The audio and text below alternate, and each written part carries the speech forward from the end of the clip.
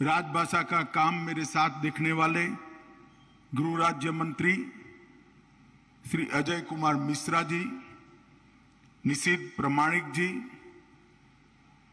इस सूरत की ही सांसद जो आज हम सबकी मेजबानी कर रही है, और रेल राज्य मंत्री श्रीमती दर्शनाबेन जरदोश जी, हमारे शिक्षा राज्य मंत्री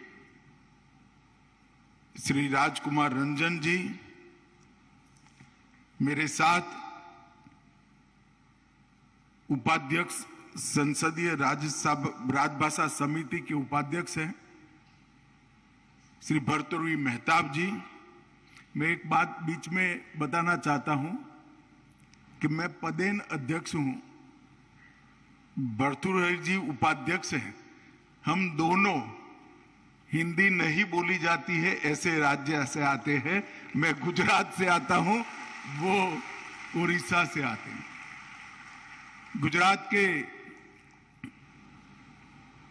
दमदार और यशस्वी गृह मंत्री भाई हर्ष संघवी जी, हमारी सचिव बहन अंशुली आर्या जी, और आज सूरत नगरी में यहां पर आए हुए सभी राजभाषा प्रेमियों को मेरा मन से प्रणाम, नमस्कार। सबसे पहले तो मैं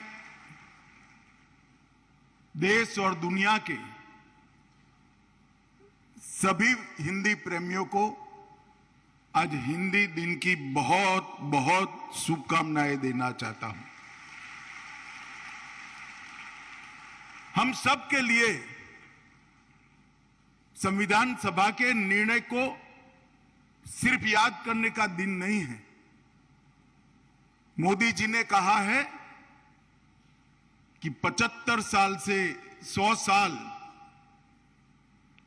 ये जो अमृत काल है, इस संकल्प लेने का और संकल्प की सिद्धि करने का समय है। हम सब ने, पूरे देशवासियों ने संकल्प लेने की जरूरत है कि 25 साल के अंदर हमारा देश कोई भाषा की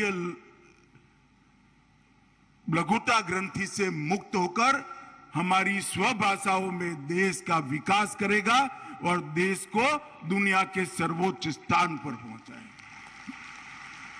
हमारी राजभाषा, हमारी स्थानीय भाषाएं विश्व की सबसे समृद्ध भाषाओं में, और जब तक हम ये बात का संकल्प नहीं करते कि इस देश का शासन, इस देश का प्रशासन, इस देश का ज्ञान, इस देश का अनुसंधान हमारी भाषाओं में होगा, राजभाषा में होगा, तब तक इस देश की क्षमताओं का हम उपयोग नहीं कर सकते हैं। मित्रों, ये सब चीजों को आज संकल्पित करने का दिन है। इसलिए मैं देश भर में, दुनिया भर में फैले हुए हिंदी प्रेमियों को, राजभाषा प्रेमियों को कहना चाहता हूं कि ऐसा मत समझिए कि राजभाषा के विस्तृत करने का, राजभाषा को आगे बढ़ाने की लड़ाई जो है वो हम पीछे छोड़ चुके हैं। मौका ही अब आया है ये लड़ाई को आगे बढ़ाने का, मौका ही अब आया है ये लड़ाई को जीतने की स्थान पर ले जाने का। मित्रों, आज सूर्यपुत्री ताप्ती के किनारे पर इस विशाल सभागार में हिंदी सम्मेलन को देखकर, राजभाषा सम्मेलन को देखकर मन को बड़ा आराम मिलता है। हिंदी के इस सम्मेलन के लिए, राजभाषा के इस सम्मेलन के लिए हमने सूरत का चयन इसलिए किया था, 2 कारण थे। एक तो सूरत वीर नर्मद की भूमि है। वीर नर्मद ने शायद देश में सबसे पहले अपनी भाषाओं के महत्व को उजागर किया था। उन्होंने देश भर में अपनी भाषाओं में इस देश का व्यवहार हो, इसका आग्रह रखा था। उन्हें पूरे गुजराती लोगों को एक स्वप्न दिया था, गर्वी गुजरात का, और उसके साथ साथ उन्होंने अंग्रेजों के खिलाफ सबसे पहले कहा था, इस देश का शासन, इस देश का व्यवहार ये हिंदी में चलना चाहिए, कोई विदेशी भाषा में नहीं चाहिए। ये वीर नर्मद की भूमि है। और दूसरा, ये सूरत उत्साह की भूमि है, ये सूरत मनोरथ रखने वालों की भूमि है, और ये सूरत मनोरथ सिद्ध करने वालों की भी भूमि है। इसीलिए सूरत को हमने तय किया था। पहले काशी में गए थे, यहां खड़ी बोली से हिंदी का आज का स्वरूप लाने में काशी का बहुत बड़ा योगदान रहा। और आज सूरत आए हैं, जहां वीर नर्मद के 1900 के पहले के संकल्प को चरितार्थ करने का संकल्प हमने करना है। मित्रों, महात्मा गांधी ने राजभाषा के लिए एक ही वाक्य में बहुत सुंदर उसकी जरूरियात का व्याख्यान किया था। उन्होंने कहा था, राजभाषा हिंदी के बिना ये राष्ट्र गूंगा है, हिंदी ही राष्ट्र को बोलता कर सकती है। बहुत बड़ा वाक्य है। हमारी स्वभाषाओं के गौरव को महात्मा गांधी ने एक ही वाक्य से पूरे विश्व के सामने रखने का काम किया था। और मैं आज कहता हूं मित्रों, हिंदी हमारे मन की भाषा है, हिंदी हमारे राष्ट्र प्रेम की भाषा है, और हिंदी आम हिंद के जन की भाषा है, आम जन की भाषा है। हमें इसको आगे बढ़ाना है। मित्रों, आज आजादी का अमृत महोत्सव है, तब मैं इतना जरूर कहना चाहता हूं कि मोदी जी राष्ट्रीय शिक्षा नीति 2020 लेकर जो आए हैं, इसका हम सब जरूर बारीकी से इसका अध्ययन करें। इसकी आत्मा क्या है, इसका अध्ययन करें। मोदी जी ने नई शिक्षा नीति में, राष्ट्रीय शिक्षा नीति 2020 के अंदर सबसे बड़ा भार अगर किसी चीज पर दिया है तो उस पर दिया है कि प्राथमिक शिक्षा और इसके आगे की शिक्षाओं में भी स्वभाषा का सबसे बड़ा उपयोग होना चाहिए। प्राथमिक शिक्षा स्वभाषा में ही होनी चाहिए। इसके आगे बढ़कर कहा, अनुसंधान के क्षेत्र में भी स्वभाषा का उपयोग होना चाहिए। कोर्टों की भाषा, मेडिकल विज्ञान की भाषा, तकनीक की भाषा और इंजीनियरिंग के पाठ्यक्रम स्वभाषा में रूपांतरित होकर आने वाले दिनों में इसका अनुसंधान भी स्वभाषा में हो, राजभाषा में हो, इस दिशा में ले जाने का उन्होंने बीज नई शिक्षा नीति के अंदर, राष्ट्रीय शिक्षा नीति 2020 के अंदर बोया है। और मित्रों, मुझे भरोसा है कि आजादी का शताब्दी जब ये देश मना रहा होगा, तब ये जो बीज मोदी जी ने 2020 में बोया है, एक वटवृक्ष बनकर इस देश की सभी भाषाओं को पल्लवित कर भाषा के क्षेत्र में भी हमें आत्मनिर्भर बनाएगा। मित्रों, स्थानीय भाषा और हमारी हिंदी, ये हमारे सांस्कृतिक धारा प्रवाह का प्राण है। हमारी संस्कृति को, हमारे इतिहास को और आने अनेक पीढ़ियों से हमारा जो साहित्य सर्जन हुआ है, इसकी आत्मा को अगर समझना है तो राजभाषा को सीखना ही पड़ेगा। अगर इसकी आत्मा को समझना है तो हमारी स्थानीय भाषाओं को मजबूत बनाना पड़ेगा। और राजभाषा और स्थानीय भाषा मिलकर पूरे देश के मन में से ये भाषा की लघुता ग्रंथि को जो अंग्रेजों ने निर्मित किया है, उसको उखाड़ कर फेंकने का समय अब आ गया है। इसलिए आज का दिन जो देश को हर क्षेत्र में स्वावलंबी बनाना चाहते हैं, देश को हर क्षेत्र में आत्मनिर्भर बनाना चाहते हैं, उनके लिए बहुत महत्वपूर्ण है। लोकमान्य तिलक ने स्वराज मेरा जन्मसिद्ध अधिकार है, इसका जयघोष किया। अगर तिलक महाराज को कोई ध्यान से समझता है और तिलक महाराज के सारे भाषणों को ध्यान से अगर किसी ने पढ़े हैं तो वे रोक टोक तिलक महाराज की स्वराज की कल्पना का व्याख्या कर सकता है। तिलक महाराज के स्वराज की कल्पना में सिर्फ शासन में परिवर्तन नहीं था, शासन तो परिवर्तित हो ही, इस देश का शासन इस देश के लोग ही करे, वो तो एक प्रमुख मांग थी, परंतु उसके साथ साथ स्वभाषा, स्वधर्म, स्वसंस्कृति, इसके लिए भी स्वराज की मांग तिलक महाराज ने उठाई थी। और आज मुझे विश्वास है कि मोदी जी के नेतृत्व में देश जिस रास्ते पर चल रहा है वो रास्ते पर तिलक महाराज के स्वराज की परिकल्पना को हम सार्थक करेंगे और देश उसी रास्ते पर चलेगा। मैं आज राजभाषा दिन के मौके पर देश के युवाओं को भी कहना चाहता हूं, भाषा क्षमता की परिचायक नहीं है, भाषा अभिव्यक्ति है। क्षमता आपके अंदर पड़ी है। आपकी क्षमता का परिचय किसी भाषा का मोहताज नहीं है। देश के युवा भाषा की ये लघुता ग्रंथि से दूर निकले, अपनी स्वभाषा को स्वीकारे और स्वभाषा को आगे ले जाने का काम करे, अपनी राजभाषा को स्वीकारे और राजभाषा को आगे ले जाने का काम करे, बहुत जरूरी है। जब तक देश का युवा अपनी क्षमताओं के आधार पर अपनी भाषा में अपने मौलिक चिंतन की अभिव्यक्ति नहीं करेगा, वो कभी भी अपनी क्षमताओं को पूर्णतया समाज के सामने नहीं रख सकता, क्योंकि अपने मौलिक चिंतन की अभिव्यक्ति स्वभाषा से अच्छी किसी भी भाषा में नहीं हो सकती। ये हमने समझ कर रखना चाहिए।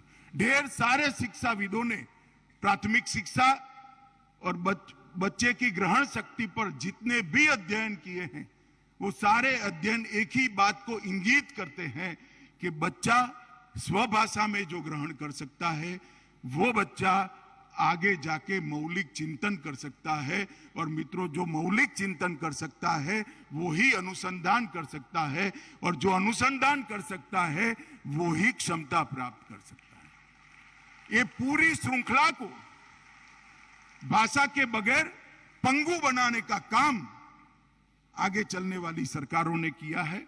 मोदी जी ने एक भी शब्द बोले बगैर विश्व में जहां जहां भी मंच मिला गौरव के साथ हिंदी में पूरे विश्व को संबोधित किया है।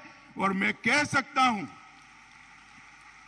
कि विश्व के मंच पर अंग्रेजी बोलने वाले सारे नेताओं से ज्यादा वजन से अगर किसी को सुना गया है तो मेरे और आपके नेता, हमारे देश के प्रधानमंत्री नरेंद्र मोदी को सुने, क्योंकि उन्होंने अपनी भाषा में अपनी बात रखी थी। उनकी अभिव्यक्ति सटीक थी, मन की गहराइयों से आती थी, दिल की गहराइयों से इनकी अभिव्यक्ति आती थी, इसलिए इसकी स्वीकृति भी ज्यादा आई। मैं आज अभिभावकों को भी, बच्चों के अभिभावकों को भी एक बात करना चाहता हूं। मेरी बात मानकर आप बच्चों के शिक्षा का माध्यम तो एकदम बदलेंगे नहीं, मुझे मालूम है, परंतु कम से कम, ठीक है ना भाई, कोई बात नहीं, ये समय भी आ जाएगा, मगर कम से कम अपने घर में बच्चों से बातचीत की भाषा अपनी रखिएगा।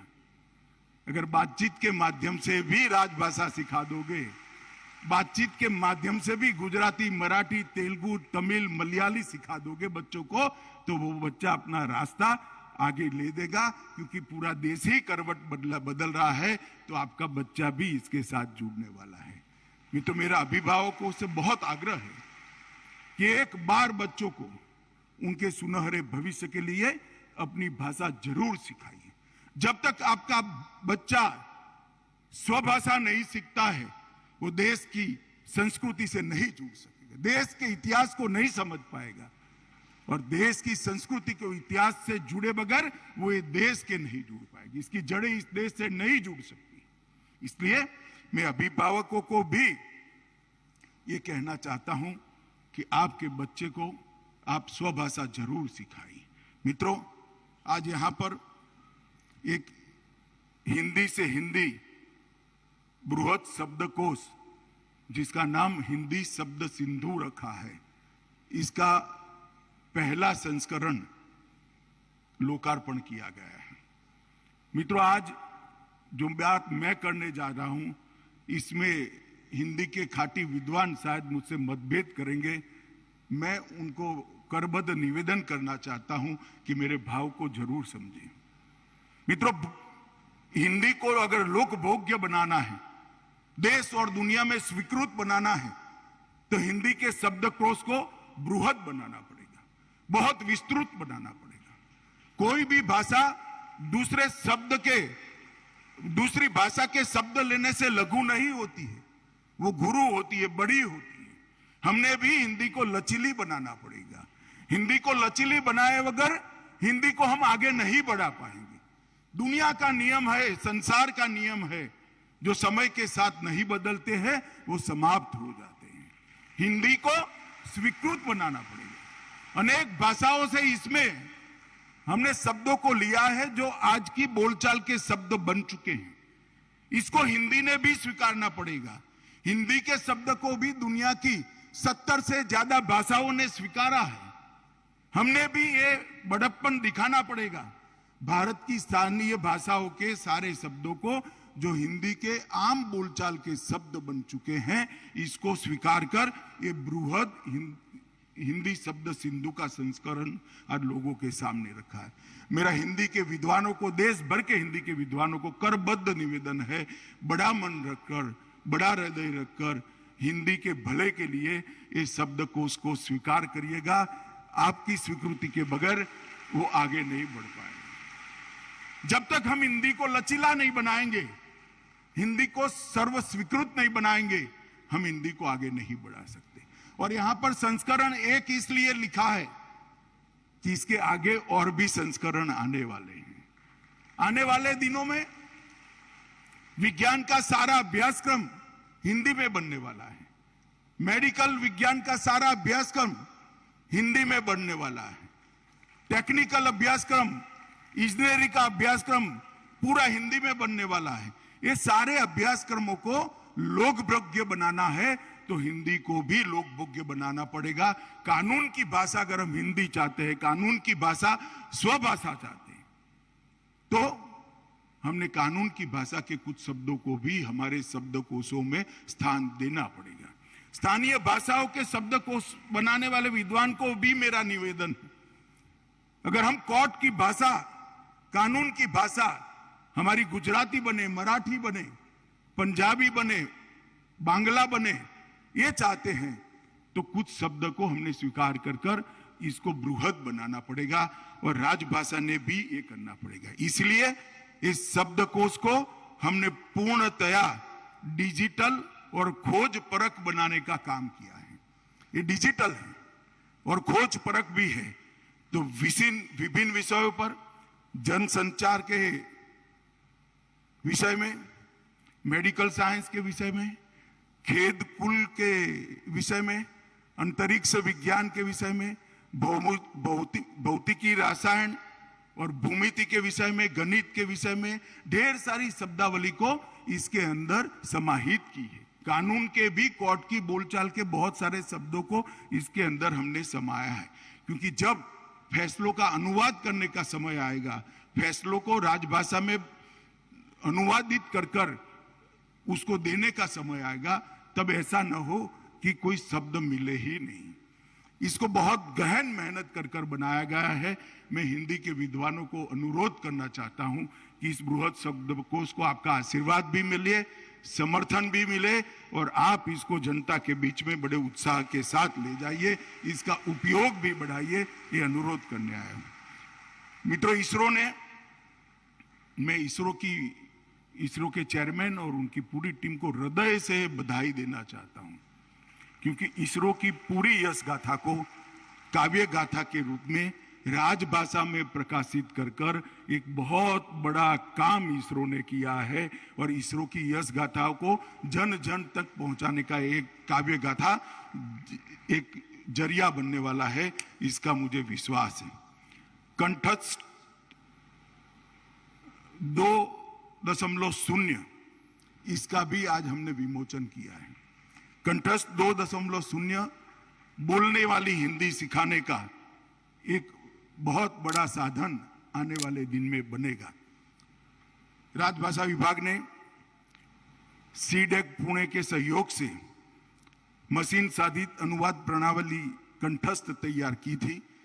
इसका दूसरा संस्करण आज आप सबके सामने रखा है और मैं चाहता हूं कि हम इसी का भी प्रचार प्रसार करें। मैं खुद इसके लिए एक पूरी प्रचार की श्रृंखला भी बनने वाली है, मैं खुद इसको देख रहा हूं। परंतु देश भर के हिंदी भाषियों ने, देश भर के हिंदी प्रेमियों ने विशेषकर अपने बच्चों को हिंदी सिखाने के लिए एक कंठस्थ 2.0 संस्करण को बहुत लोकप्रिय बनाने की जरूरत है। मुझे विश्वास है कि सभी लोग इसके लिए हमें सहयोग करेंगे। मित्रों, हमारा देश भाषाई रूप से बहुत समृद्ध देश है। अनेक बोलियां हैं, अनेक भाषाएं हैं और होना चाहिए। हर भाषा अपने आप में एक समृद्ध भाषा है। बहुत सारी भाषा तो इतनी समृद्ध है कि जिसकी विश्व में जोड़ नहीं है। इस प्रकार की भाषा की ये समृद्धि वाला देश है। मैं इसको हमारे देश का कोई त्रुटि नहीं मानता हूं। ये हमारी बहुत बड़ी ताकत है। हमारी संस्कृति को, हमारी परंपरा को, हमारे साहित्य को इन भाषाओं ने संभाल कर रखा है और इस भाषाओं के माध्यम से हमारे देश के लोगों को की जड़ों को इस देश के साथ जोड़ने का करें। आज एक बात मैं बहुत स्पष्ट कर देना चाहता हूं। कुछ लोग अपप्रचार कर रहे हैं कि हिंदी और गुजराती स्पर्धक है, हिंदी और तमिल स्पर्धक है, हिंदी और मराठी स्पर्धक है। हिंदी देश की कोई भाषा की स्पर्धक हो नहीं सकती। हिंदी देश की सभी भाषाओं की सखी है, ये बात आप मानकर चलिए। और मैं विश्वास दिलाना चाहता हूं, हिंदी के समृद्ध होने से इस देश की सारी भाषाएं समृद्ध होगी और इस देश की सारी भाषाओं के समृद्ध होने से हिंदी ही समृद्ध होती है। इस बात को सब लोगों ने स्वीकार करना चाहिए और सब लोगों ने समझना भी चाहिए। जहां तक भाषाओं के सह अस्तित्व को हम नहीं स्वीकार करते हैं, तब तक अपनी भाषाओं में अपना देश चले, वो सपने को हम सिद्ध नहीं कर सकते हैं। और मैं बहुत मन से कहना चाहता हूं कि हर भाषा को, हर बोली को जिंदा रखना हमारा लक्ष्य होना चाहिए। हर भाषा को, हर बोली को समृद्ध करना हमारा लक्ष्य होना चाहिए और ये सभी भाषाओं की समृद्धि से ही हिंदी समृद्ध हो सकती है। मैं आपको बहुत स्पष्टता से बताने चाहता हूं, 2010 तक मैं गुजरात के राजनीतिक क्षेत्र का कार्यकर्ता था। गुजरात तक मेरा क्षेत्र सीमित था, मैं राष्ट्रीय राजनीति में नहीं था। 11 से मैं राष्ट्रीय राजनीति के अंदर गया। मैं आज बहुत विश्वास के साथ और बहुत अनुभव के आधार पर कहना चाहता हूं, अगर मैं गुजराती माध्यम में न पढ़ा होता तो राजभाषा इतने अच्छी से बोल नहीं पाता। मुझे हिंदी सीखने में सरलता इसलिए रही है कि मेरी पढ़ाई लिखाई गुजराती माध्यम की स्कूल में हुई है। गुजराती माध्यम की शाला में मेरी पढ़ाई लिखाई हुई, इसी के कारण मैं हिंदी को इतनी जल्दी सीख पाया हूं। मेहनत तो करनी पड़ती है, परंतु सीखने में बड़ी सरलता होती है। और मेरे पास 2 ऑप्शन थे, हिंदी सीखना या अंग्रेजी सीखना। हमारे बहुत सारे नेताओं ने कहा कि इतनी मेहनत कर रहे हो तो स्पीकिंग इंग्लिश के लिए क्यों मेहनत नहीं कर रहे हो। मैंने कहा मैं बोलूंगा तो मेरी भाषा में ही बोलूंगा और मैं जो बोलूंगा वो मेरे काम के आधार पर पूरा देश सुनेगा। और मित्रों, मैं आपको मेरा अनुभव कहता हूं, अगर मैं राजभाषा न सीखा होता तो देश को मेरी बात में नहीं समझा सकता था। मेरे पार्टी के काम के लिए किसी भी देश राज्य में गया, मुझे अपनी बात समझाने में बहुत सरलता रही, क्योंकि मैं हिंदी में बोलता था। अगर मैं अंग्रेजी में बोलता तो इतनी सरलता से न समझा पाता। हाँ, कुछ दिल्ली में बैठे हुए पंडित लुटियन में जो देश को भविष्य लिखते वो जरूर समझ जाते, मगर मैं वो पंडितों को भी कहना चाहता हूं, अब देश का भविष्य भी भारतीय भाषा में बोलने वाले लोग ही लिखने वाले हैं। मित्रों, मैं इसलिए कहना चाहता था कि मेरा खुद का अनुभव है और ये अनुभव बहुत मजबूत अनुभव के आधार पर मैं निर्णय पर पहुंचा हूं कि स्वभाषा में जो बच्चा पढ़ता है वो राजभाषा सरलता से सीख लेता है और स्वभाषा और राजभाषा जो बोल लेता है उसको देश जल्दी समझता है। ये सारी चीजों को हमने संज्ञान में लेना चाहिए। हमारा आजादी का आंदोलन, अगर हमारे आजादी के नेताओं ने राजभाषा का उपयोग न किया होता, स्वभाषाओं का उपयोग न किया होता, तो आजादी का आंदोलन इतनी जल्दी से कभी विस्तार न हुआ होता। उस समय के सारे नेताओं के आप भाषण सुनिए। मैंने श्यामा प्रसाद मुखर्जी के कुछ भाषण सुने जो मेरी पार्टी के संस्थापक रहे। टूटी फूटी हिंदी बोलते थे, मगर हिंदी बोलने में कभी श्यामा प्रसाद जी ने संकोच नहीं लगाया। धड़ल्ले से हिंदी बोलते थे, टूटी फूटी हिंदी थी, मगर उसकी बात आज पूरा देश समझता है। हम जैसे कई कार्यकर्ता उसमें से सीख कर आगे बढ़े हैं। मित्रों, उस वक्त हमारे आजादी के आंदोलन के सारे नेताओं का मत था कि स्वदेशी भाषा और स्वभाषा के अलावे स्वराज की कोई सार्थकता नहीं है। वो कई लोगों ने उद्घोषित किया था। विनोबा भावे और काका साहब कालेलकर जैसे लोगों ने अपना पूरा जीवन हिंदी और स्वभाषाओं पर न्यौछावर कर दिया था मित्रों, और मैं मानता हूं कि वो सही रास्ते पर थे। भाषा की समृद्धि वो संस्कृति का, स्वतंत्रता का बीज है। ये वाक्य लोकमान्य बाल गंगाधर तिलक ने पहले सार्वजनिक गणेश उत्सव में कहा था कि भाषा की समृद्धि ये स्वतंत्रता का बीज है। अपनी भाषाओं पर बोलने के लिए बहुत डटकर हमने आगे बढ़ना चाहिए, वो उन्होंने कहा था। मित्रों, हिंदी हमेशा समावेशी भाषा रही। सुभद्रा कुमारी चौहान की झांसी की रानी हो या माखनलाल चतुर्वेदी की पुष्प की अभिलाषा हो, मैंने उसको मलयाली में भी पढ़ा है, जान नहीं पाया। मैंने पूछा क्या है, तो उन्होंने कहा माखनलाल चतुर्वेदी की पुष्प की अभिलाषा है। मैंने बोला यहां कौन लेकर आया कि अनुवाद हुआ है। मैंने उसको आसाम में भी पढ़ा है और मैंने उसको तमिलनाडु में भी सुना है, तमिल में सुना है। मित्रों, हिंदी समावेशी भाषा है। आगे हमें इसको, इस संदेश को हमने आगे बढ़ाना है। मित्रों, आप आजादी का इतिहास देखोगे तो अंग्रेजों को हमारी स्वभाषा और राजभाषा की कई कविताएं और कई साहित्य को बैन करना पड़ा था, उस पर प्रतिबंध लगाना पड़ा। मुंशी प्रेमचंद के कहानी संग्रह को, साजे वतन को प्रतिबंधित करना पड़ा। और ऐतिहासिक रिकॉर्ड मैंने निकाला तो आश्चर्यजनक बात है, हिंदी की 264 कविताएं, उर्दू की 58 कविताएं, तमिल की 19 कविताएं, तेलुगु की 10 कविताएं, पंजाबी और गुजराती में 22 कविताएं, मराठी में 13 कविताएं, सिंधी भाषा में 9 कविताएं और उड़िया में 11 कविताएं, बांग्ला में 24 कविताएं और कन्नड़ में 1 कविता को प्रतिबंधित किया था। यही बताता है कि आजादी के आंदोलन को राजभाषा और स्वभाषाओं ने कितना बड़ा बल दिया था कि अंग्रेजों को ये भाषाओं के साहित्य को प्रतिबंधित करना पड़ा था। मित्रों, अन्य भाषा भाषी जो हमारे नेता थे उन्होंने भी राजभाषा को बहुत महत्व दिया।